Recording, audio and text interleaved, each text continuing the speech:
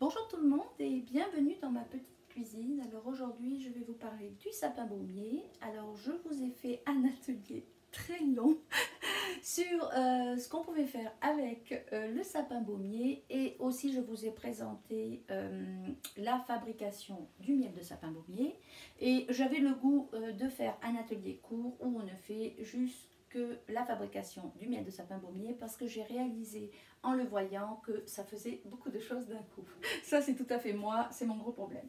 Donc on va revenir sur un atelier où il n'y a que le miel de sapin baumier. Donc ce matin je suis allée en forêt et j'ai cueilli des pousses. Alors mes pousses, vous le voyez, elles sont pas en bourgeon, elles sont quand même un peu ouvertes, vous voyez, bon elles sont petites, mais elles ne sont pas complètement fermées, donc elles vont être l'idéal pour faire le miel. En général, quand j'ai des petits bourgeons, je les garde vraiment pour la lactofermentation. Alors, qu'est-ce qu'on fait quand on arrive? Alors, quand on arrive, on nettoie nos pousses. Donc ici, vous voyez, j'ai mes pousses que j'ai cueillies ce matin. Donc, je vais vous montrer. À la base, bien souvent, quand on cueille, on a une petite saleté. Bon, elle est tombée, mais je vais vous en montrer une autre. Donc vous voyez, je vais enlever cette partie brune. Alors certaines personnes la gardent, moi je les enlève. Je ne nettoie pas mon sapin baumier, je ne le lave pas, mais par contre je vais aller enlever toutes les impuretés. Et qu'est-ce que je fais? Je les mets dans un pot. Voilà. Alors je vais aller les mettre au fur et à mesure dans un pot. En général je fais ça en deux étapes, c'est-à-dire que j'ai une partie où je fais du nettoyage. Donc le nettoyage de ceci, c'est ce pot qui est là. J'ai tout nettoyé, je mets toutes mes pousses dans le fond et ensuite je rajoute mon miel. Alors, pour vous montrer, alors celui-ci n'est pas fini. Vous voyez, j'ai ceci et j'ai ceci. Alors, ce qu'il faut savoir, c'est que en fonction des miels que vous prenez, vous n'aurez bien sûr pas le même résultat. Alors, j'ai acheté plusieurs miels. L'année dernière, j'ai fait miel de bleuet, j'ai fait miel de trèfle, j'ai fait miel de sarrasin et j'ai fait miel de fleurs sauvages. Dans le miel de bleuet, le goût de la bleuet disparaît complètement. Enfin, la spécificité de ce miel se perd parce que le sapin baumier domine.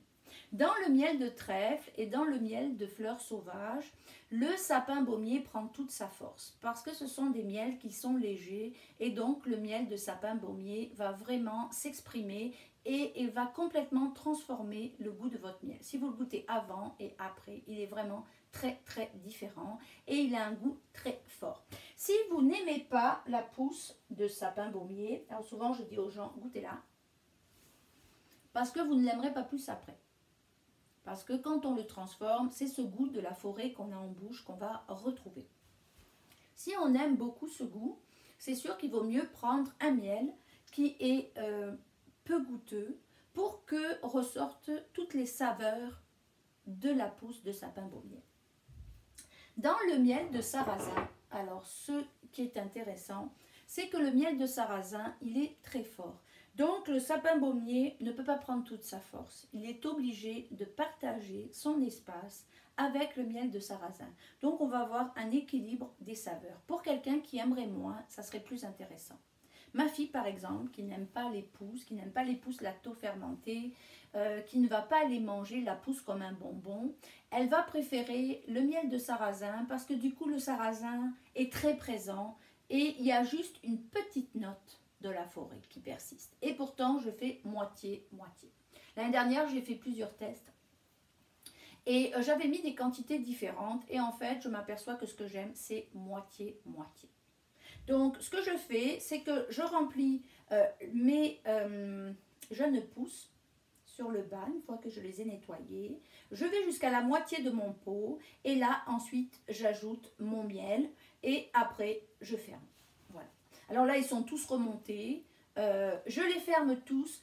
Quand ils sont tous finis, je prends une cuillère, je vais aller remuer tous les baumiers, tous les sarrasins, je vais aller remuer toutes les fleurs sauvages, je vais les remuer bien sûr par saveur, et après je les referme. Donc hier je suis allée acheter un miel dans la région. On parle bien sûr d'un miel non pasteurisé. Alors j'ai acheté, ce sont les miels de Marc, c'est un monsieur qui travaille à Saint-Hippolyte. Il vend dans les Laurentides, je ne pense pas qu'il vend à Montréal. Et on peut aller directement acheter chez l'apiculteur.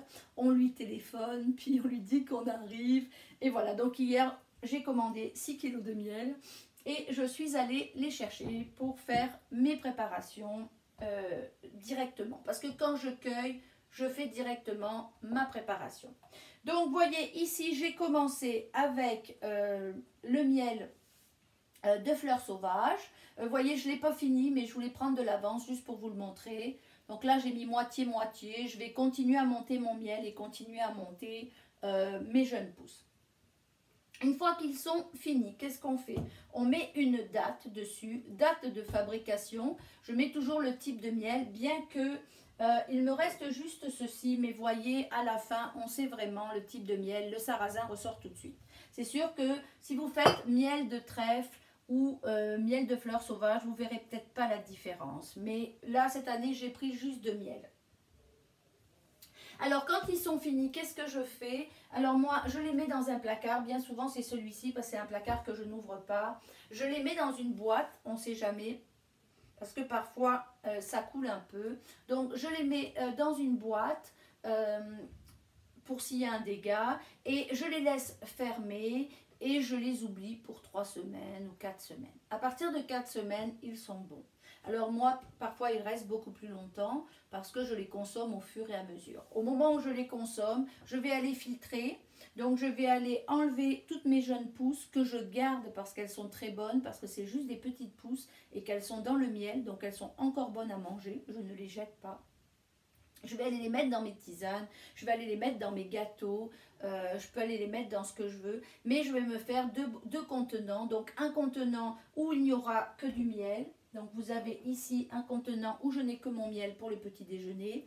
Et je me fais un deuxième contenant où je vais mettre un peu de miel et je vais aller récupérer toutes les pousses que j'ai cueillies et que je vais réutiliser. On pourrait les garder telles quelles, mais souvent j'en mets tellement que dans une cuillère, j'ai plus de pousses parce qu'elles sont sur le dessus. Donc j'ai plus de pousses que de miel, donc ça m'ennuie. Je préfère aller les chercher ponctuellement pour me les répartir sur une tartine. Donc voilà, vous avez vu la fabrication du miel de sapin baumier. Alors c'est sûr que le miel de sapin baumier a beaucoup de propriétés. Alors je ne suis ni arboriste ni naturopathe, donc je ne vous donnerai pas de conseils en ce sens. Je vous partage ce que je fais. Vous pouvez aller lire dans le domaine, il y a quand même de nombreux articles sur le rôle des jeunes pousses mises dans le sapin baumier. Moi j'en mange en hiver tous les matins. Et donc après, ça vous appartient de faire une recherche. Donc si vous avez aimé la vidéo, revenez-moi dessus, dites-moi que vous avez fait des miels et que vous avez apprécié ou que vous n'avez pas apprécié. Il y a des personnes qui n'aiment pas du tout le sapin baumier, on est tous différents. Et comme je dis toujours, c'est dans la différence et dans l'acceptation de la différence qu'un peuple grandit. Sur ce, je vous souhaite une bonne journée et je vous dis à la prochaine fois.